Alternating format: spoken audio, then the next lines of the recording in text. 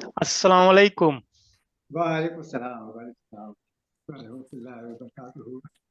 आप सबका आपके मनपसंद प्रोग्राम में खैर मकदम है, जिसका नाम है एक मुलाकात पीसीजी के साथ। आज हम आपकी मुलाकात करवाने जा रहे हैं एक उस्ताद से, जिन्होंने महंगाओं इंटर कॉलेज में बहुत से चाइलियों को पढ़ाया है। आज हम आपकी मुलाकात करवाने जा रहे हैं जनाब अशफाक हुसैन सर से। अशफाक सर, आपका हमारे प्रोग्राम में खैर मकदम है। खुश आमदीद। शुक्रिया पीसीजी का और आपका, और जितने भी व्यूवर्स हैं उनका भी, कि कम से कम उन्होंने हमको देखने का मौका तो दिया। अब मैं आप सबको लिए चलता हूँ सलीम अजहर भाई के पास। सलीम अजहर भाई। बहुत शुक्रिया अब्दुल काशिफ। मोहतरम अशफाक साहब को हम खुशामदीद कहते हैं अपने इस प्रोग्राम में। ये प्रोग्राम अशफाक साहब इस वक्त बहुत मकबूल प्रोग्राम है चाइल्ड कम्युनिटी का, पर्सनल ग्रुप में जो दुनिया भर में फैले हुए चाइल्ड इसको देखते हैं और लोगों से तारुफ हासिल करते हैं, इस्तेफादा करते हैं। तो हम हस्ब साबिक इस प्रोग्राम का आगाज जैसे सब प्रोग्राम में करते हैं आपसे वैसे ही करेंगे। और आपसे पहला सवाल हम वही करेंगे कि आपका चाइल्ड कनेक्शन क्या है, उधर बताइएगा। चाइल्ड से कनेक्शन कैसे है आपका? देखिए, चाइल्ड कनेक्शन के लिए तो हमारा चाइल्ड से कोई दूर दूर तक का कनेक्शन नहीं था।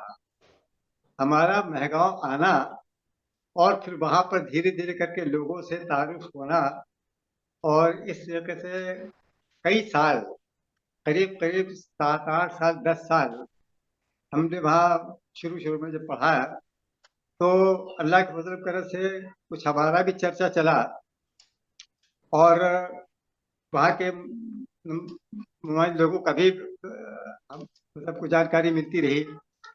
फिर धीरे धीरे तेईस रामा कुटी का जिक्र चला। हमारे यहाँ बड़े बाबू थे, भुल्लू भाई कहलाते थे, तो वो अक्सर जिक्र किया करते थे, और उनकी ख्वाहिश थी कि मेरा रिश्ता वहाँ हो जाए।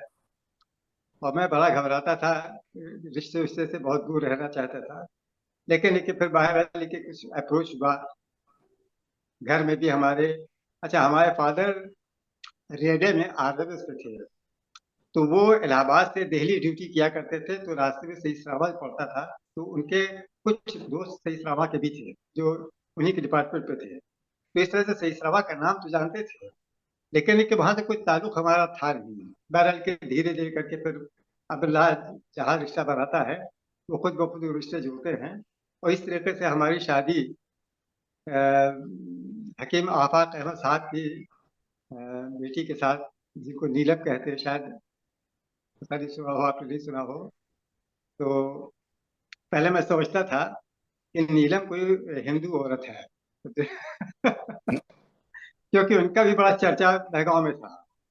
वो सही इस्लामा से काफी लड़कियों को लेकर के जाती थी, और महगांव में पढ़ती भी थी और पढ़वाती भी थी, और अपने साथ अपने सुपर्द लेकर के वापस लौटती थी।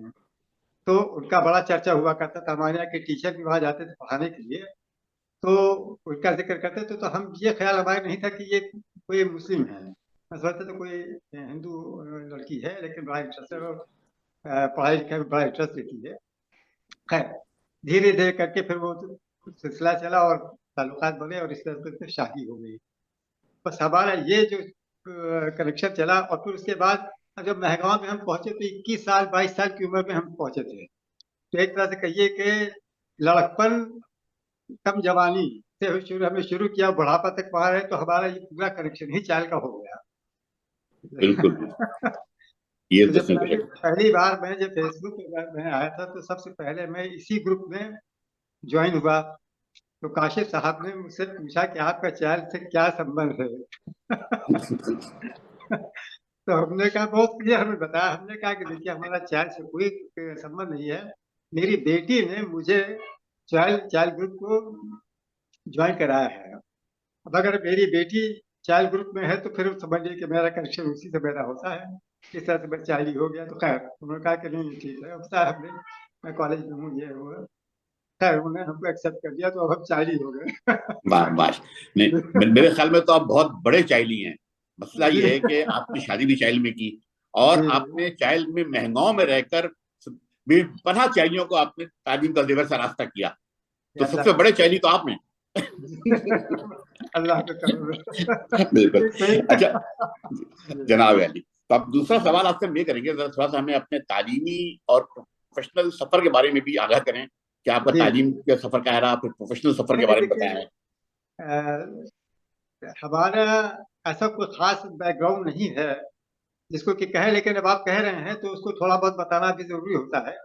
मेरी तालीम शुरुआती दौर पर म्यूनिसिपल कॉरपोरेशन के स्कूल से हुई थी।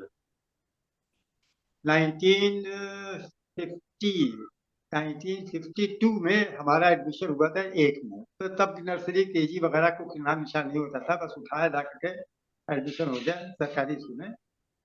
तो वहां से 5th क्लास तक हम बहुत कायदे से हमने पढ़ा, फर्स्ट डिवीजन आते रहे। और 1957 में मैंने 5th क्लास पास किया। उसके बाद मैं सीधे चला गया गवर्नमेंट कॉलेज, वहां मैंने एडमिशन लिया। एग्जाम हुआ, उसमें हमारा सिलेक्शन हो गया और गवर्नमेंट कॉलेज में 6 से लेकर के 12th तक मैंने वहां पढ़ा। 65 में हमने इंटरमीडिएट किया और उसके बाद में ईसीसी चला गया। वहां भी इसी खड़े खड़े मेरा एडमिशन हो गया। बस अल्लाह का करम। अब तो खैर बड़ी मारामारी होती है, लेकिन उस जमाने में खाली गवर्नमेंट कॉलेज में हमने एग्जाम फेस किया, बाकी तो फिर और हमको कहीं दिक्कत नहीं। फिर बीएससी के लिए ईसीसी चला गया, यंग नेशनल कॉलेज। वहां पर भी जा करके मैंने खड़े खड़े एडमिशन मुझे मिल गया और फिर मैंने बीएससी वहां से किया। 1967 में मैंने बीएससी किया और उसी साल चूंकि बड़ा खुददार था, ये सोच लिया था कि अब मैंने बीएससी कर दिया, मेरे पेरेंट्स की जिम्मेदारी मेरे ऊपर से खत्म हो गई, अब मुझे खुद उनकी जिम्मेदारी उठाने की जरूरत है। तो दोबारा किसी को बताए हुए पेपर में आया करता था वांट्स, तो सुखदेव इंटर कॉलेज खागा की वांट्स आई। तो मैं चला गया बगैर किसी को बताए हुए, बस में बैठ करके खागा पहुंच गया। वहाँ एक कॉलेज था सुखदेव इंटर कॉलेज, काफी बड़ा कॉलेज था, ठाकुरों का था। वहां पहुंचा, वहां भी मैंने इंटरव्यू दिया और इत्तेफाक से अल्लाह की करनी ऐसी कि जबकि वो मुसलमानों को लेते नहीं है, बहुत क्लियर बता रहा है कि मुसलमानों को वो लेते नहीं थे, क्योंकि उनका जो स्टाफ था करीब करीब 75 to 80 का स्टाफ था, 65-75 का स्टाफ था, और उसमें सिवाय मेरे और कोई था नहीं। तो अब अल्लाह की करनी थी कि मुझे वहाँ ड्यूटी करनी थी, ज्वाइन कर दिया मैंने। और एक साल वो बड़े यादगार दिन में हमारे। एक साल के बाद फिर मेरी मुलाकात यहाँ महगांव इंटर कॉलेज के मती अहमद साहब के ड्राइंग टीचर है, उनसे बातचीत हुई तो उन्होंने उनको हमारी बहुत ब्रेन वॉशिंग की कि ऐसा है कि जब पढ़ाना ही है तो मुस्लिम इदारे में पढ़ाइए, अपने कम्युनिटी को पढ़ाइए, और ये वो करके उन्होंने बहुत ब्रेन वॉशिंग की। और आप महगांव आइए तो हम आपके प्रिंसिपल साहब से मुलाकात करा दें, हमको ज़रूरत है, आप वहीं आ जाइए। खैर मैं पहुंचा तो उस जमाने में अफसार साहब थे पावन के, तो वो प्रिंसिपल हुआ करते थे और अली अमीर साहब मैनेजर होते थे। तो 67 में उनके 68 में मैं उनके पास गया और ऐसी बातचीत हुई तो उन्होंने कहा कि शर्त ये रखिए कि भाई आपको यहाँ रहना पड़ेगा, क्योंकि यहाँ जितने भी साइंस टीचर आते हैं वो सब छोड़ करके चले जाते हैं, कोई 6 महीने में, कोई 3 महीने में, कोई 1 महीने में। तो भाई आपको अगर यहाँ रह करके पढ़ाना है तब तो ठीक है। हमने कहा देखिए, अगर मैंने घर से कदम एक कदम बाहर निकाला तो मेरे लिए महगांव और लंदन बराबर है। तो अगर मुझे सर्विस ही करना होगा और घर से बाहर करना होगा तो मैं खागा जाके करूंगा, क्योंकि खागा मुझे बहुत इज्जत मिली और मुझे अपॉइंटमेंट लेटर मैंने दिखाया कि ये मेरा अपॉइंटमेंट लेटर आया हुआ है। ये तो अतीब साहब की वजह से मैं आ गया। तो उन्होंने कहा अच्छा ऐसा है कि आप चाहिए घर ही पर रहिए, लेकर के आप पढ़ाते रहिए। तो खैर मैंने ज्वाइन किया। फिर जब से ज्वाइन किया तो 68 से मैंने पढ़ाना शुरू किया, तो 72 में मैं ट्रेनिंग पे चला गया। 72 से 73 मैंने ट्रेनिंग किया। ट्रेनिंग के बाद फिर 74 में जब मैंने ज्वाइन किया और उसके बाद से फिर मैं 2009 तक मैं पढ़ाता रहा। उसके बाद मैं रिटायर हो गया। ये तो था मेरा कॉलेज का। और रिटायरमेंट के बाद फिर मुझे दूसरे कॉलेज में पकड़ा और वहाँ भी मैंने करीब 5 साल पढ़ाया। और इस तरीके से ये मेरा पढ़ाई का जो सिलसिला था वो खत्म हो गया। पढ़ने के लिए अब उस पर और क्या बताएं, जैसे हम लोग पढ़ते, हम लोग के जमाने में तो पढ़ाई पढ़ाई हुआ करती थी। हम लोग सर के बल खड़े होकर के भी पढ़ते थे तो भी 50% नहीं ला पाते थे, बड़ा मुश्किल से लाते थे। मुझे तो आजकल के बच्चों को देखते हैं कि किसी का 90 से नीचे आता ही नहीं है, तो बड़ा ताज्जुब होता है समझे। और अक्सर मैं अपने पढ़ाते हुए लड़कों को महीने में एक आध लेक्चर में उनको बूस्ट करने के लिए समझे फालतू का लेक्चर उनको दिया करता था, उनको घुट्टू पिलाता था कि थोड़ा सा मॉरल एजुकेशन भी उनको, उससे भी उनका ताल्लुक पड़े। जब उनकी पढ़ाई के ऊपर उनको बूस्ट करने की कोशिश करता तो मैं अपने एक्सपीरियंस बताता था कि भाई फर्स्ट ईयर सेकंड ईयर यानी कि 12th क्लास और बीएससी की जो 4 साल हमने पलंग नहीं देखी।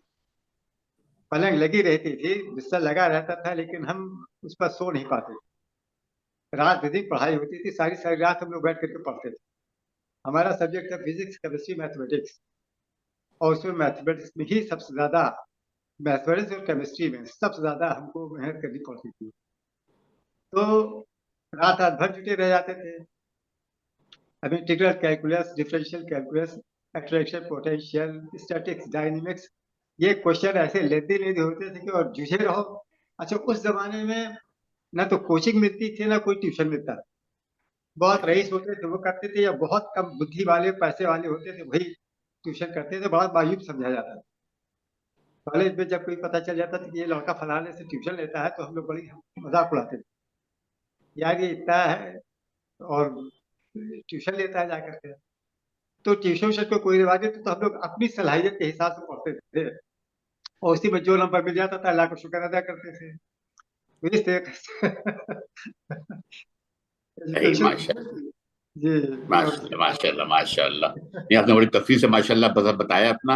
अच्छा, जी शाह साहब ये बताइए, आप अपनी फैमिली के डिटेल जरा बताएं, फैमिली के तफसील हमें पता होनी चाहिए, हमारे लोगों को जरा बताएं जरा जी आप। जी जी जी। अकबर इलाहाबादी साहब का नाम शायद आप जानते हो। अच्छी तरह जानते हैं, उनको हाँ उनके शेर भी याद है हमें। जी जी। तो अकबर इलाहाबादी साहब हमारे दादा चचेरे भाई हुआ करते थे। अच्छा अच्छा अच्छा। जी। असल में ये सिलसिला हमारा शुरू तो उसी और पहले ऊपर जाए तो सैयद मोहम्मद जमा रिजवी साहब, ये मेरे नगर दादा सगर दादा जो कहिए बहुत ऊपर, जी जी। ये हाँ बंगाल के सूबेदार थे अंग्रेजों के जमाने में। खान बहादुर का खिताब उनको मिला हुआ है। वहां से फिर हैदराबाद में थे, फिर उसके बाद यहाँ इलाहाबाद आ गए। उसके बाद तो उनके जो साहबजादे थे उनके 4 लड़के और एक बेटी थी। उनमें से एक बेटे का नाम था सैयद फजल इमाम, और एक बेटे का नाम था सैयद फजल महमूद। तो फजल इमाम और फजल महमूद की ब्रांच में से, फजल इमाम साहब की ब्रांच में से हम लोग हैं, फजल महमूद साहब की ब्रांच में से अकबर इलाहाबादी साहब हैं। अच्छा तो स्टेप बाय स्टेप जब नीचे उतरते हैं तो मेरे दादा का नाम था सैयद विलायत हुसैन, और अकबर इलाहाबादी साहब का नाम था अकबर हुसैन रिजवी। ये दोनों कंटेम्प्रेरी चचाजाद भाई थे। तो इस तरीके से अकबर इलाहाबादी साहब मेरे दादा, चचेरे दादा लगते हैं। सही सही सही। ये हमारा चलता था। और हम लोग करीब 5 भाई 9 बहन, अरे 5 भाई 4 बहन मिलकर के 9 लोग थे। मेरे सबसे बड़े भाई इनकम टैक्स कमिश्नर थे दिल्ली में, दिल्ली से वो रिटायर हुए। मुझसे छोटे भाई थे सेंट्रल स्कूल मनौरी में है, सीबीएसई कॉलेज है, सेंट्रल स्कूल गवर्नमेंट का होता है। अगर आप साथ साथ नाम भी बना दें तो अच्छा हो जाएगा। हाँ तो सबसे बड़े भाई का नाम था सैयद शबाहत हुसैन, जी इनकम टैक्स ऑफिसर, अरे इनकम टैक्स कमिश्नर, जी जो जी। दिल्ली से रिटायर हुए थे। उनके नीचे जो थे वो सैयद विलायत हुसैन, उनका भी नाम सैयद विलायत हुसैन था, और मेरे दादा का भी नाम सैयद विलायत हुसैन। जी तो जी। सैयद विलायत हुसैन थे, माशाल्लाह वो बहुत जीनियस थे। इन्होंने अलीगढ़ यूनिवर्सिटी से इंजीनियरिंग किया था, और 5 साल उन्होंने टॉप किया था। 5 साल के कोर्स में 5 साल उन्होंने टॉप किया था। आज भी उनका नाम अलीगढ़ यूनिवर्सिटी में लगा हुआ है। तो टॉपर थे वहाँ के। तो पहले तो वो एमपी इलेक्ट्रिसिटी, यहाँ पे एमपी जैसे यूपी है वैसे एमपी, तो एमपी इलेक्ट्रिसिटी बोर्ड के इंचार्ज हुआ करते थे, लेकिन कुछ बसों से वहाँ छोड़ दिया, कुछ दंगा फसाद हुआ था जिसकी वजह से उन्होंने वहाँ छोड़ करके यहाँ गए थे। फिर यहाँ पर आकर के उन्होंने एज ए गजेट टीचर की पोस्ट पर उन्होंने सेंट्रल स्कूल ज्वाइन किया। फिर सेंट्रल स्कूल में भी उन्होंने बहुत सारे इन्वेंशन किए, और जितने साल रहे उतने साल मनोरी सेंट्रल स्कूल मनोरी को हर साल ऑल इंडिया साइंस अवार्ड दिलवाते रहे। उसके बाद वो ये से रिटायर होकर के उनका भी इंतकाल हो गया है। उसके बाद तीसरे भाई हमारे जो थे वो सैयद इशरत हुसैन साहब, अभी 2 महीने पहले उनका इंतकाल हुआ है। तो वो थे रेलवे में चीफ केमिस्ट एंड मेट्रोलॉजिस्ट, वो भी गजेटेड पोस्ट थी। तो वहां से वो रिटायर हुए बनारस से, बनारस में DLW बनारस है, डीजल लोकोमोटिव महाराष्ट्री। वहाँ पे वो चीफ केमिस्ट एंड मेट्रोलॉजिस्ट थे और बोर्ड में भी रहे हैं। तो वहां से वो रिटायर हुए तो लखनऊ में वो क्याम कर गए थे, तो वहीं उनका इंतकाल हुआ। चौथे भाई हमारे थे हमसे जो बड़े थे वो महमूद थे, महमूद हुसैन। वो सर्विस तो नहीं करते लेकिन बिजनेस में वो लगे हुए थे। और पांचवें तो हम ही हैं नाचीज। ये मेरे भाइयों का जिक्र हुआ। मेरी बहनों में मेरी 5 बहनें थीं। जमाने में तालीम ज्यादा नहीं हुआ करती थी और बस थोड़ा बहुत तालीम वाली थी, तो उन लोगों के बारे में तालीम का नहीं मालूम। लेकिन ये कि वो चारों बहनें हमारी शादी ब्याह था अपने पिता में माशाल्लाह खुश थे। तो पहले जो बहन हमारी थी उनके शौहर भी RMS में थे, कोई गजेटेड पोस्ट थी उस पर थे। उनसे जो छोटे थे उनके शौहर इनकम टैक्स कमिश्नर थे, वो इलाहाबादी से रिटायर हुए। तीसरी बहन जो थी उनके शौहर रेलवे में थे, ड्राइवर जो राजधानी वगैरह लेके चलते थे। तो और चौथे जो थे वो एजुकेशन, टेक्निकल एजुकेशन में वो पोस्ट थे उनके शौहर। तो इस तरीके से तो अब इत्तेफाक ऐसा है कि इस वक्त हम अपने खानदान में अकेले बचे हैं। मेरे चारों बहनें और 5 भाई और भाभियां सबका इंतकाल हो चुका है। अब मैं अकेला, इस रूट में मैं अकेला बचा हूँ। ये तो हो गया हमारा फैमिली बैकग्राउंड। आपके अपने बच्चों के बारे में बताएं जरा। हाँ, अब मेरे 2 बच्चे हैं। लड़का है जो छोटा है सैयद सैफुल अशफाक, उसने यहाँ से MBA किया था और उसके बाद फिर वो उसको भेज दिया हमने इंग्लैंड। तो इंग्लैंड में वहाँ उसने इसी से ताल्लुक रखने वाला कोई सब्जेक्ट है, वो उसमें उसमें से MSc किया और MSc करने के बाद फिर वहीं पर उसने जॉब ले ली है। तो अभी वो जॉब कर रहे हैं, लेकिन चूंकि पिछले साल MSc किया, पिछले साल जॉब लिया, तो 1 साल का वो धीरे धीरे करके अभी आप एक्सटेंशन दे रहे हैं। मेरे ख्याल से जनवरी में इसको परमानेंट कर देंगे। तो ये हमारे लड़के का हो गया। हमारी लड़की का नाम सना फातिमा है। ये दिल्ली नोएडा में एक फैमिली से जैदी करके जैदी साहब, उनके साहबजादे से रहे। वो उनकी नेशनलिटी भी इंग्लैंड की ही है। तो इस तरीके से सना की भी अब एक तरह से नेशनलिटी अभी हुई नहीं, लेकिन उनकी भी नेशनलिटी वही UK की हो जाएगी। तो इस वक्त वो दोनों UK में ही हैं। तो ये तो हो हमारे दोनों बच्चे। अब हम दोनों आदमी यहाँ अकेले पड़ गए। सही सही सही, माशाल्लाह माशाल्लाह। चलें, जब माशाल्लाह आपने बड़ी तफसील से अपने खानदान की तफसील बताई और बड़ा अच्छा लगा, और खास तौर पर अकबर इलाहाबादी साहब का रेफरेंस ये भी है। तो अकबर इलाहाबादी साहब का भी बेटे का नाम एक इशरत था, जिस पर उन्होंने बड़ी गजलें लिखी। वो भी जज थे और अकबर इलाहाबादी साहब भी जज थे। और उनके इलाहाबाद में उनका घर भी इशरत मंजिल के नाम से उनको वो वक्त कर दिया था यादगार हुसैन। यादगार हुसैन स्कूल है रानी मंडी में। जी जी। तो वो स्कूल उन्होंने उनको वक्फ कर दिया और उनके भी एंसेस्टर्स मेरे ख्याल से यूके में ही कायम है। जी जी, लेकिन बल्कि ऐसा हो तो एक शेर मुझे इस पर याद आ रहा है उनका। जी जी इशरत अपने बेटे पर उन्होंने लिखा था, जब उनको इंग्लैंड भेजा तो जी उन्होंने जी जो गजल है, तो एक शेर बताता है, हाँ इशरती अपने घर की मोहब्बत को भूल गए, हाँ चक के केक का मजा सेवइयों का मजा भूल गए, भूल जाके गए। ठहरे जो होटल तो ईद की तहवारें भूल गए।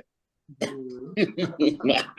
बड़े बड़े मजेदार शेर इनके शेर तो बड़े हाँ नहीं जबरदस्त नहीं, किस्म उनके शेर बड़े मजाहिया भी होते तो बड़ी मायने खेज हुआ करते थे। बहुत ही मायने खेज, बहुत ही हाँ मायने खेज। बहुत उसमें मायने सबक, खेज हुआ हर शेर में करते थे। सबक था उनके। जी जी बिल्कुल। जी, अरे उस पर तो लोग रिसर्च भी कर रहे हैं। यहाँ जी से जी, ज्यादा तो पाकिस्तान में उनकी डिमांड है। बहुत बहुत ज्यादा है, बहुत ज्यादा है। जब जब कभी, हालांकि हमको इत्तेफाक से कोई सबसे लगाव नहीं है, शेर व शायरी से ज्यादा लगाव नहीं है। गजल वगैरह का शौक रहा है, एक वक्त था। अब जी तो उम्र जी खत्म हो गई है। तो जी, गजलें वगैरह मैं सुना करता था और शेर वगैरह भी पसंद आते थे, लेकिन अब वो बात नहीं रह गई। सही सही, तो शेर व शायरी से हमारा कोई ये लगाव नहीं है कि जैसे अकबर इलाहाबादी साहब के सही जो सही जो सही बात। हाँ, चले, किताबें लिखी है। अब आप अपनी आपने फरमाया कि तालीम पढ़ाने के लिए आप बिलाखिर महंगाओं पहुंच गए और जी फिर जी महंगाओं के हो गए आप। जी तो आपने महंगाओं स्कूल में पढ़ाया इतने अरसे, तवील अरसे, जी। तो यहाँ का ओवरऑल तजुर्बा आपका, मजमूई तौर पर महंगाओं स्कूल में पढ़ाने का तजुर्बा आपका कैसा रहा, इसके बारे में मुझे बताएं। देखिए, शुरू शुरू में जब मैं महगांव पहुंचा, देखिए खागा, पहले खागा से शुरू करते हैं। जी बिल्कुल यंग थे हम, और उस वक्त सेहत भी हमारी बड़ी अच्छी थी, और मूछें भी रखते थे ठाकुरों जैसी। तो बताया ना कि खागा में जो स्कूल, जिस स्कूल में हम गए थे, वो ठाकुरों का स्कूल था।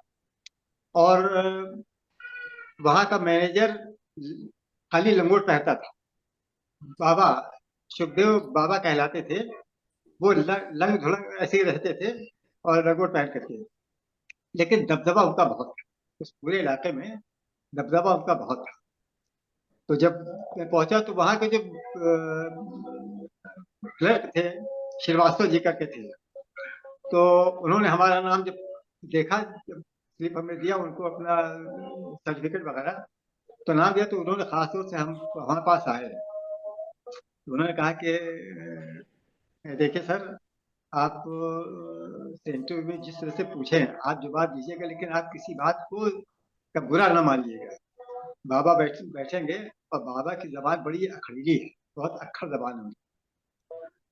ठाकुर आदमी है, और किसी से दबते उबते हैं नहीं, अब तो बुढ़ापा उनका, लेकिन दिल के बहुत सौहार्द पुरुष हैं, बहुत अच्छे, मतलब बादशाह। तो जो कुछ भी कहेंगे आप बुरा मत मानिएगा, होना न होना तो इनके ऊपर है, लेकिन क्या है। हमने कहा कोई बात नहीं, अगर वो ठाकुर हो तो हम भी सैयद हैं, समझे। हमने कहा हम लोग निपट लेंगे, समझे। अरे बहुत ज्यादा ये करेंगे नहीं, करेंगे और क्या करेंगे, जान थोड़ी ले लेंगे। कहले ठीक है आप इंटरव्यू दें, बाकी तो फिर देखा जाए। तो इत्तेफाक से जब पहला मेरा नंबर आया, इंटरव्यू में पहुंचे, तो जब मैं वहां अंदर पहुंचा, तो बाबा ने हमारा नाम नाम बताओ। प्रिंसिपल से उन्होंने कहा कि उनका नाम था श्रीनाथ सिंह। क्या श्रीनाथ तनी गदेल के, गदेल गदेल के तनी नाम बताओ। तो उन्होंने कहा कि सैयद अशफाक हुसैन। तो चौके, कहीं इको आए, तो तुरुक लगा थे, अपनी जबान में उन्होंने कहा तो तुरुक है। कह गदेल टका समझ के यहाँ चला आए, ये तो ठाकुरन के स्कूल आए। देख तो से बिना पूछे पहले बता दे, तो ऐसे ही उनकी जबान है, मुझे अच्छी तरह से याद है।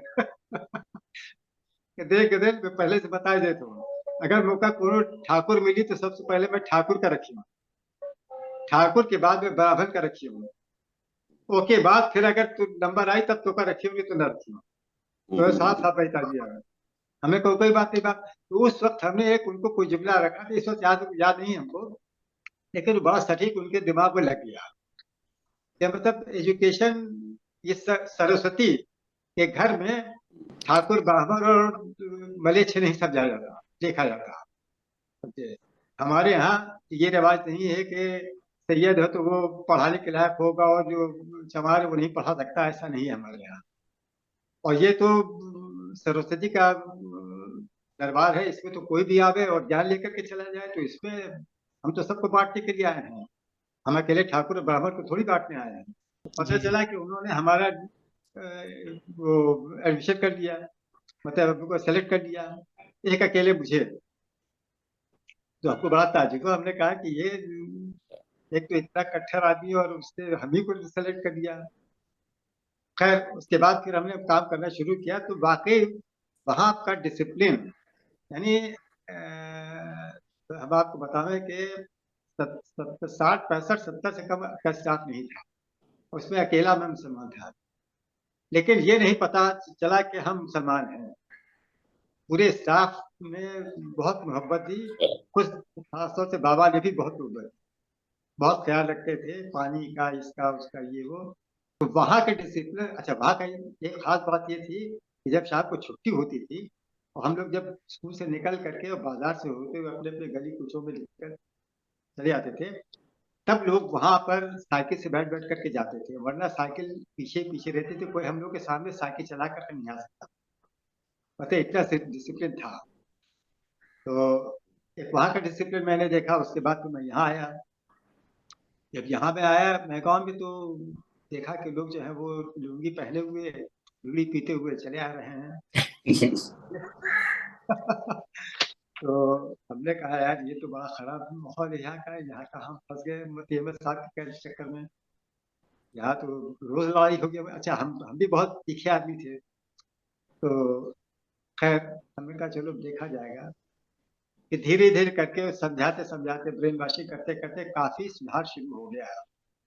तो हम लोग का एक सख्त टीचरों का एक बैच था, जिसमें हम थे, बादशाह हुसैन रिजवी थे, आलमचंद के थे, सैयद अहमद रिजवी साहब, और इस तरह से दो चार लोग और थे। 6 7 लोगों का ऐसा बैच था कि जो गलत काम नहीं करा सकते थे ना करते थे। पता है जैसे कि आज के दौर में है कि लोग नकल कराने चले आते हैं, या कुछ बता दिया या कुछ कर दिया, या इनडिसिप्लिन लड़कों के साथ हंसी मजाक ये वो, ऐसा कुछ नहीं, बहुत लिमिटेड दायरे में रह करके हम लोग बात करते थे, हमदर्दी भी दिखाते थे, उसके साथ साथ हम लोग डिसिप्लिन को भी बहुत मेंटेन करते थे। और खास तौर से एग्जाम में तो परिंदा पर नहीं मार पाता था। लोग इम्तिहान छोड़ देते थे हम लोग को देख करके, लेके लेके बड़ी गाली गलौज जो होती थी, बड़ी गालियां पड़ती थी, लेके लेके हम लोग टस से बस नहीं होते थे। वो एक दौर वो भी था। खैर तो शुरू शुरू में तो बड़ा खराब हमारा हुआ, बहुत डिप्रेस हुए हम। हमने कहा यार बहुत तो गलत जगह आ गए, ये तो ना हमने इसी में देखा था, ना अपने घर का माहौल था, ना सुखदेव कॉलेज खागर का माहौल था, कि यहाँ पर तो ये जिसको देखो चला आ रहा है, न पूछना न गछना, सर उठाए चले आ रहे हैं, तो मास्टर साहब यहाँ आइए, आपसे कुछ बात करना है। मतलब बड़ा अजीब सा। खैर धीरे धीरे करके वो सब ठीक हुआ। और अल्लाह का लाख लाख शुक्र है कि जब से पढ़ाना शुरू किया, तो अब हम अपने मुंह से तो कुछ नहीं कहेंगे, रिकॉर्ड बताते हैं। शुरू शुरू में हमारा रिजल्ट 98%, 97%, 92%, मतलब 90 से अबव हमारा रिजल्ट जाता था। उस जमाने हमारे यहाँ 2 तरह की साइंस चलती थी मैथमेटिक्स, एक तो साइंस वाली मैथमेटिक्स होती थी और एक आर्ट्स वाली मैथमेटिक्स होती थी। तो हम साइंस साइड वाली मैथमेटिक्स को पढ़ाते थे, फिजिक्स केमिस्ट्री मैथमेटिक्स की वही पढ़ाते थे। फिर तब से जब पढ़ाना शुरू किया है, तब से फिर करीब 20 साल तक हमारा रिजल्ट काफी अच्छा जाता। उसके बाद फिर धीरे धीरे करके इस सब कमजोर होता गया, और फिर अब तो हालत बहुत खराब हो गई है। और क्या कहा जाए कि आगे कुछ करने, अब तो छोड़ देते, अब तो कहना भी गलत होगा। अगर होते तो हम चाहे कुछ कह देते, अब कहना नहीं चाहिए इसके बारे में। और बहरहाल अब जैसा है वैसा है, हालात को देख। जज़ाकल्लाह जज़ाकल्लाह, माशाल्लाह आपने बड़ी तफसील से बताया। अब मैं जो हूँ, क्योंकि अच्छा खासा टाइम हो गया है, मैं अब्दुल काशिफ आपसे दरखास्त करता हूँ कि आप आपके सवाल जो आप करें, सवाल आप भी जरा। जी जी। बहुत बहुत शुक्रिया सलीम भाई। अशफाक सर, आपके दौर में और इस दौर में काफी कुछ बदल चुका है। उस दौर बहुत। से अगर आप इस दौर को कंपेयर करें, तो आपने टीचर्स में क्या बदलाव देखा है और स्टूडेंट्स में क्या बदलाव देखा है? उस वक्त हम लोग जी जान से पढ़ाने की कोशिश करते, और अल्लाह का फजल करम रहा कि जो हमारे स्टूडेंट थे उस जमाने के, उसे बहुत सारों को आप जानते हैं, बहुत सारों को अगर वो लोग देखेंगे तो वो कहेंगे कि हाँ मैं गलत नहीं कह रहा हूँ। तो उस वक्त के जो टीचर थे वो बहुत डिवोटी हुआ करते थे। वो लड़कों के साथ घुल मिल करके लड़कों के ग्रेवियंसेस को निकालते थे और उसको समझने की कोशिश करते थे, उसके हिसाब से वो उनको पढ़ाते थे। कम से कम हम हमारे दायरे में जो हम महगांव में देख रहे थे या खागा में हमने किया था, तो क्योंकि पढ़ाने का कोई तजर्बा था नहीं, बस ये लड़कों के बीच पहुंच करके कि क्या उनकी जरूरत है, कैसे उनको समझाया जाए। तो ये चाइल्ड साइकोलॉजी भी हमने इसी तरीके से सीखी कि बच्चों के से कैसे इंटरेक्शन किया जाए, बच्चों के कैसे उनकी कमजोरी को निकाला जाए उनके दिलो दिमाग से और कैसे उसको रिमूव किया जाए। इस पर हमने बहुत काम किया और अल्लाह का शुक्र है कि अल्लाह ने ये सलाहियत दी हमको कि हमने अच्छे से अच्छे लड़कों को भी और खराब से खराब लड़कों को भी मोल्ड करने की कोशिश की और किया भी। अब कुछ होंगे जो नहीं समझ पाए होंगे, लेकिन देखिए अमूमन जब हम ये कहते हैं कि मैंने बहुत कोशिश की और बहुत अच्छा लोगों ने रिस्पांस दिया, बच्चों ने भी, तो हो सकता है कि कुछ के रिस्पांस खराब रहे हों, तो वो इग्नोर करने के लायक बात, वरना बाकी सब तो ठीक है, उनका भी कोऑपरेशन रहा। अब पहला बैच हमारा था परवेज महमूद को जानते होंगे, Parvez principal Mahgaon inter college, ये इनका बैच था हमारा।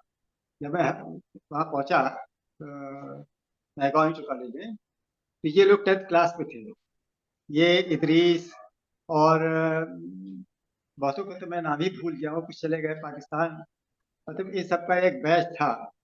और इन लोगों को मैं छोटा भाई समझता था, क्योंकि हमारे में और लोगों में कुछ ज्यादा फर्क नहीं था, 10-12 साल का फर्क था। तो छोटे भाई की तरह से समझता था और ये लोग भी हमको बड़े भाई की तरह से समझते थे और टीचर के हिसाब से भी समझते थे। तो मैं पूरी लैब इन्हीं लोगों से ठीक करवाता था और ये लोग बड़े जीचार से लैब ठीक करते थे और एक एक सामान को मिलान करके रखते थे, मतलब कोई सामान गायब नहीं होने पाता था। और जबकि उस जमाने में करीब करीब 20 साल तक की बात हम बता रहे हैं, जब से हमने ज्वाइन किया था, कि मैं इलाहाबाद की one of the best college Mahgaon कहलाता था और वहाँ की लेबोरेटरी भी one of the best laboratory हुआ करती थी। तब बोर्ड के जो एग्जाम होते थे, जो एग्जाम लेने आते थे लोग एग्जामिनर, तो वो ए ग्रेड दे करके जाते थे, रिपोर्ट लगाते थे बोर्ड में, तो ए ग्रेड लेबोरेटरी को देते थे हमारे यहाँ। ये फुल इक्विप्ड लेबोरेटरी होती थी और एक एक प्रैक्टिकल, कम से कम हम एक सेशन में बेसिक्स में 20, 22, 25 प्रैक्टिकल करवाते थे। मतलब प्रैक्टिकल करवाते थे, लिखवाते नहीं थे। प्रैक्टिकल करवाना अलग होती है और लिखवाना अलग होता है। आप ये शादी, मशहूर, अरशद और परवेज महमूद वगैरह वगैरह जो उस दौर के हैं, इन लोगों से पूछिए या कभी मुलाकात होगी, कब पीछे बात कीजिएगा, तो ये लोग खुद बताएंगे कि किस तरीके से ये लोग प्रैक्टिकल करते थे। कोई प्रैक्टिकल बगैर वाइवा के हम जांचते नहीं थे, तो बिल्कुल पक्के रहते थे। और जो जब बोर्ड के एग्जाम होता था तो उसमें हम खास तौर से खड़े होकर के इंटरव्यू करवाते थे, मतलब उसका वाइवा दिलवाते थे कि नहीं वाइवा लीजिए। अक्सर तो ये हुआ है कि एग्जामिनर ने लेबोरेटरी देखी है, लेबोरेटरी देखने के बाद उन्होंने कहा कि हमको कुछ नहीं पूछना हो, तो हम कहते थे हम रिकमेंडेशन नहीं करेंगे, आप इनका वाइवा लीजिए और आप अपने हिसाब से जो चाहे, जो समझ में आवे नंबर दीजिए। तो इतने चैलेंजिंग हम लोग तैयारी कराते थे। लेकिन अब क्या है कि हालात बहुत खत्म हो चुके हैं। अब प्रैक्टिकल के नाम पर क्या कहें, कुछ कहते नहीं बनता है। न तो प्रैक्टिकल प्रैक्टिकल रह गया है, ना असाइनमेंट रह गया है, तो ये बस सब कुछ ऑन पेपर। और परसेंटेज में तो हमको जलन होती है आज के लोगों को देख करके, आज के लोगों के परसेंटेज देख करके हमको जलन होती है कि हम 56, 60 से ज्यादा परसेंटेज ला नहीं पाए। और मतलब 50% ही लाना मुश्किल हुआ था। और आज देखते हैं तो 98, 96, 95, 92, 80% यानी कोई बात ही नहीं है। तो ताज्जुब होता है, क्या कहा जाए। अब इसको कुछ कहा नहीं जा सकता कि किसकी गलती है क्या है। जी लेकिन हाँ, जहाँ तक है कि जो एजुकेशन हमारे यहाँ की रही है, वो एजुकेशन बर्बाद की जा रही है। जो क्या पॉलिसी है, कुछ है, कुछ समझ नहीं आता। लेकिन इस पर गवर्नमेंट को भी चाहिए कि वो देखें कि क्यों ऐसा हो रहा है, या तो फिर ये कि एक कोई साजिश है जिसके तहत सब कुछ बर्बाद करो, या फिर ये है कि जैसे चल रहा है चलने दो। हर कोई अपने बोझ को उठा करके दूसरे पर रखना चाहता है, लेकिन खुद जिम्मेदारी नहीं निभाना चाहता है। उसकी क्या कहा, वक्त बड़े खराब है, ज्यादा कहते नहीं मेरे लिए। तो तब में और अब में बहुत बड़ा फर्क हो चुका है। पहले ट्यूशन और कोचिंग को बहुत बुरा समझा जाता था, आज ये फैशन बन गया है, स्टेटस सिंबल बन गया है। हमारा लड़का 4 जगह ट्यूशन पढ़ता है, बड़े फख्र से लोग कहते हैं। अरे पूछिए, जब कॉलेज में तुम 8 घंटे नहीं पढ़ सकते, 5 घंटे नहीं पढ़ सकते, तो तुम 1 घंटे में क्या पढ़ के आओगे? लेकिन नहीं साहब, गार्जियन को कहने को मौका है, मेरा फलानी कोचिंग जाता है, फलानी कोचिंग जाता है, उसके बाद फलानी कोचिंग ज्वाइन किए, 4 कोचिंग पढ़ करके आएगा, उसके बाद वो घर पे क्या पढ़ेगा, अपनी सलाहियत कहाँ से निकालेगा? वो तो कुछ नहीं रहेगा। हम देखते हैं कि आजकल एक एक क्लास में काफी ढेर सारे बच्चे रहते हैं, तो आपके हिसाब से एक क्लास में आइडियल स्टूडेंट टीचर रेशियो क्या होना चाहिए? हम देखते हैं क्लास में 70 बच्चे, 75 बच्चे, हाँ 65 बच्चे रहते हैं। देखिए, ये वक्त के हालात को देखते हुए ऐसा किया जा रहा है। और एक्चुअली एक टीचर के ऊपर 25 से 30 स्टूडेंट होने चाहिए, जो नॉर्थ है, अंग्रेजों के जमाने के जो नॉर्म्स हैं, 25 से 30 स्टूडेंट होने चाहिए। लेकिन मजबूरी यह हो गई कि टीचर की तादाद कम रही और स्टूडेंट ज्यादा होते चले गए आबादी के हिसाब से। तो 30 से 40 किया, फिर 40 से 50 किया, फिर 50 से 60 किया, कहीं कहीं पर तो 70-75 लड़के भी एक एक क्लास में हैं। तो उससे क्या है कि लड़के खाली लेक्चर, हाई स्कूल तक लेक्चर सिस्टम नहीं रहता, हाई स्कूल तक पढ़ाई होती है, इंटरमीडिएट से लेक्चर का वो शुरू होता है। इंटरमीडिएट और उसके बाद फिर बीएससी, फिर एमएससी, सब में फिर एमएससी में तो लेक्चर भी खत्म हो जाता है, आप अपने से पढ़िए, ट्यूशन पढ़िए। बीएससी में लेक्चर है, आप सलाहियत हो तो आप उनको उतारिए, उनको कान से सुनिए और लिखते जाइए, उसका घर पर आकर के उसको शेयर, उस रफ को शेयर कीजिए और उसके बाद उसकी तैयारी कीजिए। लेकिन हाई स्कूल तक तो पढ़ना पढ़ाना होता था। तो अब सब तो अब खत्म हो चुका है, क्या कहा। तो एक लड़का, एक टीचर के ऊपर 30, ज्यादा से ज्यादा 30 स्टूडेंट होने चाहिए, जिससे कि वो उनके एक एक पर तवज्जो दे सके, एक एक लड़के की कॉपी को चेक कर सके, एक एक लड़के के ऊपर तवज्जो दे सके कि वो किस चीज में कमजोर है, उस पर कहाँ पर गड्ढा है, उस गड्ढे को कैसे दूर किया जाए, वो तब टीचर कर सकता है। अब अगर 30 की बजाय 60 लड़के दे दिए जाएंगे तो वो भी जैसी आपकी दाल भात वैसी हमारी फातिहा होगी। फिर तो वो भी ना तो कॉपी जांच पाएगा, और कॉपी जांचेगा भी तो टिक लगाता चला जाएगा। फिर उसके बाद आप कहिए कि साहब आप आंख बंद करके कॉपी जांचते और रात कीजिए गलती, तो कहाँ से बेचारे क्या करेंगे? मशीन तो बन नहीं जाएगा, कंप्यूटर तो है नहीं है, तो गलती तो होनी ही होनी है। उसको 60 लड़कों की कॉपी को चेक भी करना है, उसमें गलती भी ढूंढना है। वो 24 घंटे में 60 कॉपी नहीं जा सकता ठीक से, तो बड़ी मुश्किल बात है ये। तो अब जैसी दाल भात वैसी फातिहा हो रही है, और उस पर क्या कहा जाए। जी, एजुकेशन आजकल एक कारोबार बन गया है, इस पर आपकी क्या राय है? बिल्कुल बिल्कुल 100% राय बिल्कुल दुरुस्त है। हमने अपने शुरू में ही हमने आपको बताया कि हम लोग के जमाने में ट्यूटर मिलते नहीं थे, टीचर भी ट्यूशन करना पसंद नहीं करते थे। जब बहुत उनके ऊपर दबाव पड़ता था, ऐसे जाकर के पूछ लीजिए, हम लोग ईसीसी में थे उस जमाने में, मिस्टर बॉयल्स, मिस्टर तिवारसन, मिस्टर डी कुमार, जिनकी बहुत केमिस्ट्री की किताबें चलती थी, तब ये सब हमारे उस्ताद रहे हैं, मिस्टर बेंजामिन, मिस्टर गोयल, इस तरह करके ये लोग थे। तो बीएससी में ये लोग नहीं पढ़ाते थे, ट्यूशन नहीं करते थे, बहुत रिजर्व रहते थे। रिटायरमेंट के बाद क्या आप कभी महंगाओं इंटर कॉलेज विजिट किया आपने? रिटायरमेंट के बाद मैं करीब करीब हर साल महगांव जाते रहता हूँ, और कभी मौका लग गया तो साल में एक बार नहीं तो 2-3 बार मैं जाता हूँ, और वक्त निकाल करके जाता हूँ। वहाँ टीचर से मिलता हूँ, उनकी ग्रेजुएशन सुनता हूँ, उनको तसल्ली देता हूँ। अब टीचर भी बेचारे सेटिस्फाई नहीं रह रहे हैं। अब चाहे मैनेजमेंट का जो कुछ भी दौर हो, तो वो भी अपनी शिकायत करते हैं कि आप लोग जब तक थे तब तो कुछ ठीक था, बहुत खराब हालात हो गए हैं वगैरह वगैरह। तो लेकिन देखिए मैं बराबर जाता हूँ क्योंकि महगांव इंटर कॉलेज से बड़ा लगाव है मुझे। जाने क्यों, हालांकि मेरा कोई साथी वहाँ रह नहीं गए हैं, सब जूनियर सब लोग हैं, लेकिन मैं अपनी शिकायत दिखाता रहता हूँ कि लोग मुझे पहचानते रहे कि हाँ भाई ये भी बुढ़ा कभी पढ़ाता था यहाँ। मेरा एक तरह से कहिए कि बचपना वहीं से मेरा करियर ही शुरू हुआ एक तरह से, और रिटायरमेंट तक मैं वही रहा। तो लाजमी है कि जहाँ से हमारी दाल रोटी चली है उसको कैसे भूल जाए इतनी जल्दी। तो जब तक मुझे मौका लगता है मैं जाता रहता हूँ, और सबसे मुलाकात भी करता हूँ टीचरों से, और उनके हाल चाल भी लेता हूँ। वो लोग भी बहुत इज्जत करते हैं, अब खुल करके हमसे बात करते हैं, फिर जो भी परेशानी होती है उनको जाहिर करते हैं। लेकिन वही है ना कि अब बस वो हम हमारे और उनके तक रह जाता है, उसका कोई रेक्टिफिकेशन नहीं हो पाता है कि उनकी क्या ग्रेविटीज, उसको कौन सुनने वाला है, किससे कहें क्या कहें। तो लेकिन जाते रहते हैं बराबर। रिटायरमेंट के बाद आपकी लाइफ कैसी है, क्या करते हैं आप?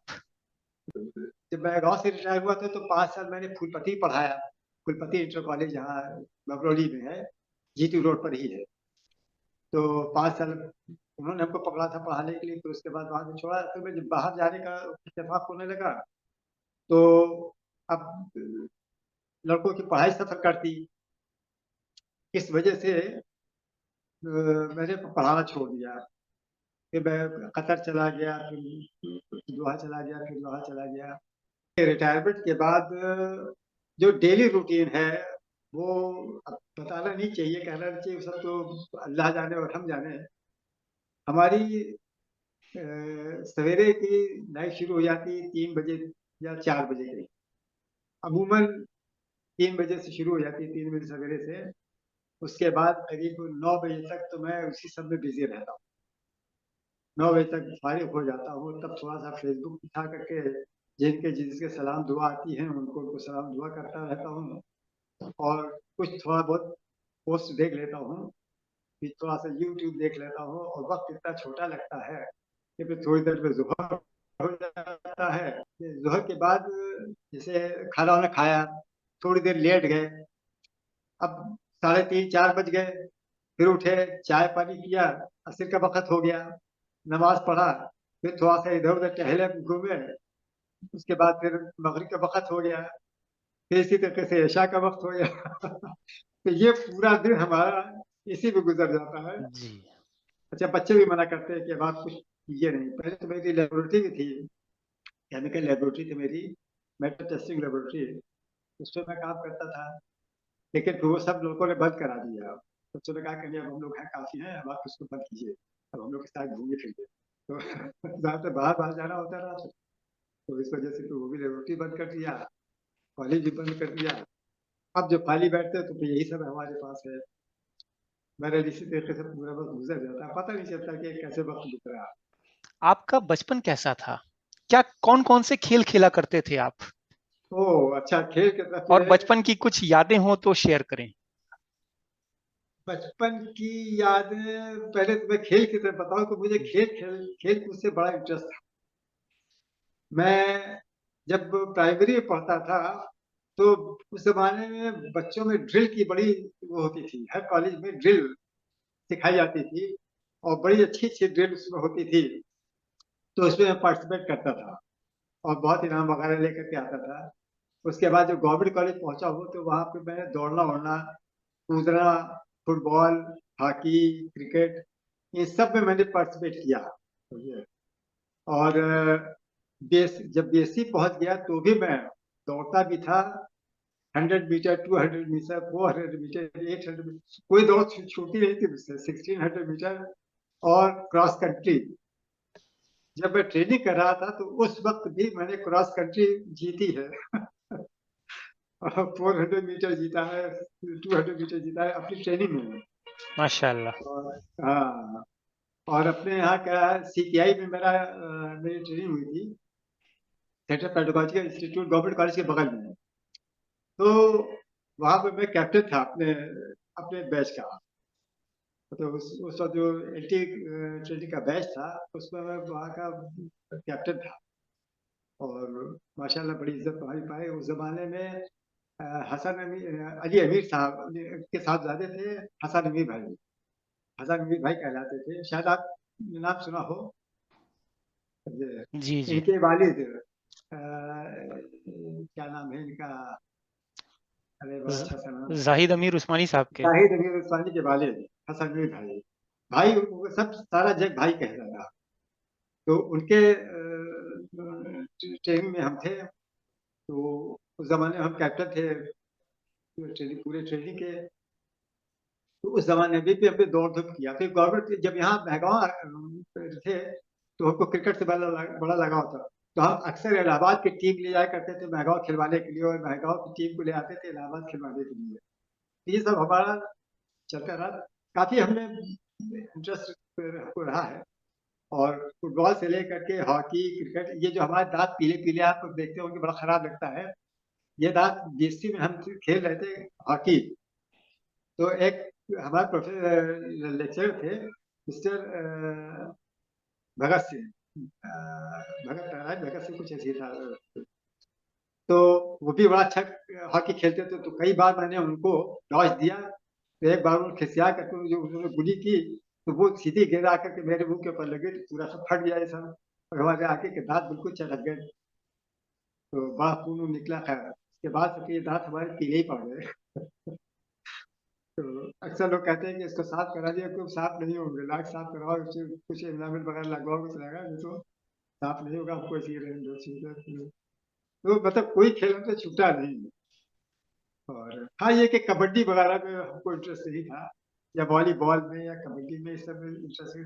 लेकिन बाकी सब दौड़ धूप वाले खेलों में हमको इंटरेस्ट रहा है और बहुत हमने इसमें पार्टिसिपेट भी किया। इस तरीके से और आज भी हम कुछ ना कुछ करते रहते थे। इसी वजह से अल्लाह का लाख लाख शुक्र है कि इस वक्त मेरी उम्र करीब करीब 77 हो रही है। लेकिन हमारे स्टूडेंट्स हमसे बेचारे बुरी हालत में, कोई ना कोई बीमारी हर एक को लगी हुई। ज्यादातर लोगों को सुनता हो तो उनको बीमारी रही हो। अल्लाह का लाख लाख शुक्र है कि मैं बिल्कुल दुरुस्त हूँ। अल्लाह आप लोगों की दुआ रही कि अल्हम्दुलिल्लाह अल्हम्दुलिल्लाह। हाँ इंशाल्लाह आगे तक भी दुरुस्त हो। तो उसकी वजह इंशाअल्लाह। कि हम एक तो 5 वक्त की नमाज ही बहुत बड़ा योग है, उससे बड़ा तो कोई योग ही नहीं है। इसके अलावा अपने से जो कुछ कर सकते हैं वो करते रहते हैं। तो माशाल्लाह ठीक है। आपको खाने में क्या पसंद है? खाने में तो मैं बड़ा, बिल्कुल ये कहा जाए कि हमको हर चीज पसंद है। और खाने में हमने कभी किसी चीज की शिकायत ही नहीं कि अरे यार वहाँ का खाना खराब था, या ये खाना ऐसा था, या हमको ये चीज पसंद नहीं है। या अल्लाह का लाख लाख शुक्र है, जो मिल जाए खा ले। एक बार बताया आपको कि शुरू शुरू नए नए उसमें मैं ससुराल गया तो ससुराल तो आप जानते हैं कैसा होता है, बढ़िया और भगत सब कुछ होता है। तो एक बार चाय बनी और चाय पे फांसा हमको मिल गई तो हम लोग पूरी चाय पी डाली, कोई बात नहीं।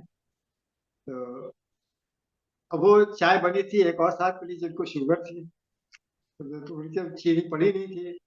अच्छा, अब हमको एक अपना कप उठाया और लेकर के अपना पीना शुरू कर दिया। अच्छा, जिनको शुगर थी उन्होंने उठाया तो उनको चीनी वाली चाय मिल गई। तो अरे यार हमारे लिए शुगर फ्री चाय बनाते हैं। तो पहले बनाया तो था, तो कहाँ चली गई, हम कहा वो तो हम पी लिया। कहा तुम्हें तो आपने शिकायत भी नहीं की कि चीनी पड़ी कि नहीं पड़ी।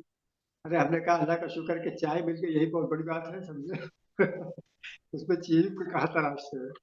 तो ये हालत है कि कभी खाने में नमक तेज हो जाए तो कोई परवाह नहीं, कभी चीनी नहीं है तो कोई परवाह नहीं, कम मीठा है ज्यादा मीठा है कुछ नहीं, जो मिल जाए वो अल्लाह का शुक्र है। कभी हमने अपनी तरफ से ये नहीं कोशिश किया कि यार फलानी चीज बनाओ या दिमागी चीज बनाओ या ये चीज मत बनाओ, ऐसा कुछ। जो बन जाए खा लिया। कोई हमसे ये नहीं कह सकता कि हम खुद से अपने से पूछते यार तुमको क्या पसंद है। लोग कह रहे कि अपने कपड़े पसंद होते हैं, उनके हेयर स्टाइल पसंद आता है, उनको कुछ पसंद आता है। तो भाई कौन सी पसंद तो हो, तो अपने से पूछो तुमको क्या पसंद है। हमको कुछ पसंद नहीं है। जो है सब अल्लाह का शुक्र है। प्रोग्राम के आखिर में आप पीसीजी मेंबर्स को इस प्लेटफॉर्म के जरिए क्या पैगाम देना चाहेंगे? पीसीजी में जब मेरा एडमिशन हुआ है, आपकी बदौलत, आपने पहले क्वेरी की कि मैं चाइल्ड लिख बताऊं, याद आ रहा आपको?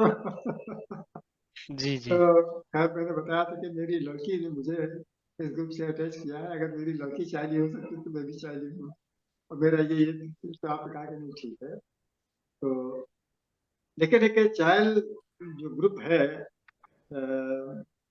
वो जब से हमने ज्वाइन किया तब से अब तक में हमको कमाल की बात है कि माशाल्लाह कोई डिस्प्यूट नहीं देखने को मिला। और ग्रुपों में हमने देखा डिस्प्यूट हुए हैं और बदमजियाँ हुई हैं, होती रहती हैं, लेकिन देखिए इस ग्रुप में अल्लाह का लाख लाख शुक्र रहा कि हमको कोई शिकायत ऐसी नहीं मिली कि जिससे कि कहीं कुछ पता चले कि हाँ यहाँ कोई, और इसका सारा श्रेय जाता है एडमिन को। ये एडमिन का एक जो रवैया बना है वो आज तक वैसे बना हुआ है और बहुत खूबसूरती के साथ उसको लेके चल रहे हैं, और माशाल्लाह दिनों दिन रातों रात पनप भी रहा है। माशाल्लाह अल्लाह का शुक्र है, और हमको बड़ा फख्र है कि हम इसके मेंबर हैं, और दुआ करते हैं कि इसी तरीके से ये चलता रहे और उसी डिसिप्लिन के साथ चलता रहे जिस डिसिप्लिन के साथ अब तक चलाया है। आप नौजवानों को क्या पैगाम देना चाहेंगे? नौजवानों को उनके पास करने के लिए कुछ नहीं, हाँ हो सकता है कि सुन करके शायद थोड़ा सा उनमें मोटिवेशन पैदा हो। नौजवानों को तो जितना हमको बताना था उसके दौर में हमने बताया। हमने बताया था ना कि क्लास में हम महीने में 1-2 लेक्चर इस तरह के लेते थे जिससे उनको मोटिवेट करते थे कि उनको इस पढ़ाई लिखाई से हट करके भी कुछ जिंदगी के ऊंच नीच से उनको रूबरू कराते रहें, और अपने वालिदैन के प्रति उनके क्या फ़राइज़ हैं, अपने ख़ानदान के, अपने बच्चों भाई बहनों के उनके क्या फ़राइज़ हैं, इस तरह की चीज़ें, पड़ोसी की क्या फ़राइज़, ये सब चीज़ें बता समझाते रहते थे उन लोगों को। तो 1-2 लेक्चर हम महीने में ज़रूर दे दिया करते थे, क्लास से हट करके भी। तो अब उसका तो जो कुछ असर हुआ होगा तो देखने में लग रहा है कि अल्लाह का लाख शुक्र है कि जिस दौर से हम गुजरे थे उस दौर में और आज के दौर में बहुत बड़ा फर्क हो गया महंगाओं में। महंगाओं या महंगाओं के आसपास तो काफी फर्क हो गया, लेकिन हम आज के सभी को, बच्चों ही को नहीं नौजवानों को भी और सभी को कहेंगे कि वो मुनव्वर जमा साहब की स्पीच को सुने। वो बहुत उम्दा स्पीच देते हैं और हम उससे बहुत मुतासिर हो रहे हैं, और हो सकता है कि उसका असर उन पर बड़े बड़े बड़ों को उनका ये लेक्चर का असर पड़ रहा है। तो और बस ये कि वालिदैन की इज्जत करें, घर में जो रिश्ते हैं उन रिश्तों को निभाने की कोशिश करें, और आपके क्या फ़राइज़ हैं समाज के प्रति, अपने वालिदैन के प्रति, अपने ख़ानदान के प्रति, अपने मज़हब के प्रति, इन पर वो गौर करें और इन पर वो कोशिश करें कि वो क्या कंट्रीब्यूट कर सकते हैं। बाकी जहाँ तक पढ़ाई की बात है वो तो हमारे इस्लाम में पहली आयत में थी, इक़रा पढ़ो। हमारे मुसलमान बच्चे जो है वो पढ़ाई से ही दूर भाग रहे हैं। अब तो हम नहीं बता सकते, लेकिन जब तक हम रहे बहुत मुश्किल से पढ़ते थे, बल्कि दूसरे लोग जो है ज़्यादा पढ़ते थे बनिस्बत हमारे बच्चों। तो बच्चों से भी यही कहना चाहेंगे कि अब भी सुधर जाए भाई, अब वक्त बहुत खराब होने के लिए हो रहा है, और सुधरे और सुधर करके अपनी जिम्मेदारियों को समझे। हम लोग तो की जिम्मेदारी खत्म हो गई है, अब उन लोग की जिम्मेदारी उठाना है। तो बेहतर हो कि वो उस पर गौर करें, सोचें और अपनी जिम्मेदारी चलाइए। बहुत बहुत शुक्रिया अशफाक सर, आज आप बतौर मेहमान इस प्रोग्राम में आए, अपना कीमती वक्त दिया, उसके लिए आपका बहुत बहुत शुक्रिया। जी बहुत बहुत शुक्रिया, आपका शुक्र है कि आपने हमको इस लायक समझा कि पीसीजी इस प्रोग्राम में आपने हमको बुलाया, और बड़ा अच्छा लगा आप लोगों से बात करके, और इंशाल्लाह जिंदगी रहेगी तो फिर मुलाकात होगी। इंशाअल्लाह। उम्मीद करता हूं आप सबको आज का प्रोग्राम बेहद पसंद आया होगा। अब वक्त को चला है आपसे इजाजत लेने का। अगले एपिसोड में इंशाअल्लाह हम एक नए मेहमान के साथ फिर हाजिर होंगे। तब तक के लिए अल्लाह हाफिज। अल्लाह